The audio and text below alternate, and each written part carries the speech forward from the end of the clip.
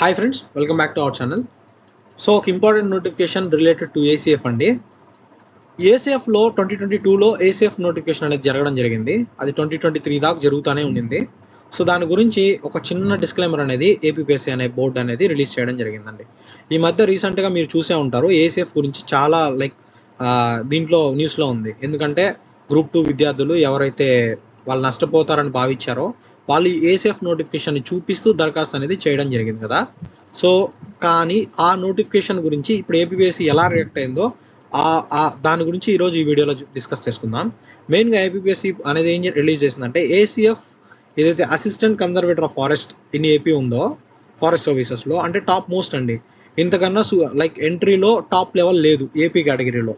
ఇంకా if you want to become ACF directly అంటే through central service అండి, like ఐఎఫ్ఓస్, మీకు తెలిసిందే, ఇండియన్ ఫారెస్ట్ సర్వీస్.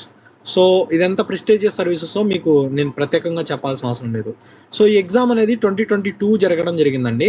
దానికి ఫర్దర్ చాలా ఇష్యూస్ అనేది రావడం జరిగింది. ఈవెన్ మొత్తం ప్రాసెస్ కంప్లీట్ అయినా కూడా వేకెన్సీ పోస్ట్ని ఫిల్ చేసేదానికి చాలా కోర్ట్ కేసెస్ అనేవి జరగడం జరిగింది.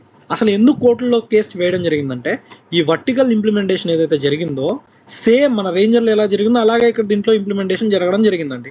దానివల్ల చాలామంది విద్యార్థులు మెరిట్ క్యాండిడేట్స్ అండ్ ఓసీ బ్యాక్గ్రౌండ్లో ఎవరైతే ఉన్నారో వాళ్ళు ఫ్యూ కేటగిరీ వాళ్ళకి న్యాయం జరగలేదండి. వాళ్ళు కోర్టుకు వెళ్ళారు.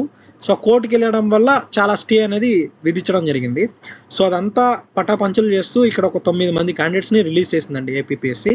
ఏదైతే 9 మెంబర్స్ కోసం రిక్రూట్మెంట్ జరిగిందో, సో ఇక్కడ క్లియర్లీ ఏం మెన్షన్ చేసిందంటే APPSC, this selection notification is subjected to outcome of the orders in petition, ఇక్కడ ఇచ్చిన number, batch, other cases pending before. ఇక్కడ ఏం చెప్పడం జరిగిందంటే, ఈ 9 క్యాండిడేట్స్ ఎవరైతే ఉన్నారో ఈ పిటిషన్ ప్రకారం ఎవరైతే హానరబుల్ హైకోర్టు చెప్తుందో వాళ్ళ ప్రకారం అనేది ఈ క్యాండిడేట్స్లో ఎవరిని ఉంచాలో ఎవరిని తీసాలని డిసైడ్ చేస్తారు అంటూ ఒక చిన్న స్టేట్మెంట్ పాస్ చేసిందండి. అండ్ ఇదండి మొత్తానికి ఏసీఎఫ్ డీటెయిల్స్ గురించి. అండ్ రెస్ట్ మీరు చాలామంది నన్ను మెయిన్స్ ఎలా ఉంటుంది, ప్యాటర్న్ ఎలా ఉంటుంది అని ఒక చిన్న డీటెయిల్స్ అడుగుతున్నారు. సో దాని గురించి కూడా మనం డిస్కస్ చేసుకుందాం నెక్స్ట్ వీడియోలో. ఇన్ కేస్ ఎవరికైనా మన వీడియోలు నచ్చుతుంటే ప్లీజ్ షేర్ చేయండి అండి. ఎందుకంటే మనకి హార్డ్లీ ఫారెస్ట్ సర్వీస్ గురించి మాట్లాడుకుంటే ఒక 1-2 ఛానల్స్ కూడా లేవండి ఏపీలో. సో ఈ ఛానల్తో పాటు మనం పోలీస్ సర్వీసెస్ని కూడా ఇంక్లూడ్ చేద్దామండి. ఎప్పుడైతే అంటే ఈ ఛానల్ మెయిన్ థీమ్ ఏం పెట్టుకుందామంటే only uniform services related to AP అండి. This is all for today's video అండి. ఏసీఎఫ్ గురించి మీకు ఎంతో కొంత క్లారిటీ వచ్చింది అనుకుంటా. రెస్ట్ ఇన్ కేస్ ఎవరికైనా ఈ కాలం పీడిఎఫ్ కావాలంటే నేను ఆల్రెడీ పోస్ట్లో అనేది మెన్షన్ చేయడం జరిగిందండి, అక్కడికి వెళ్ళి చూడండి.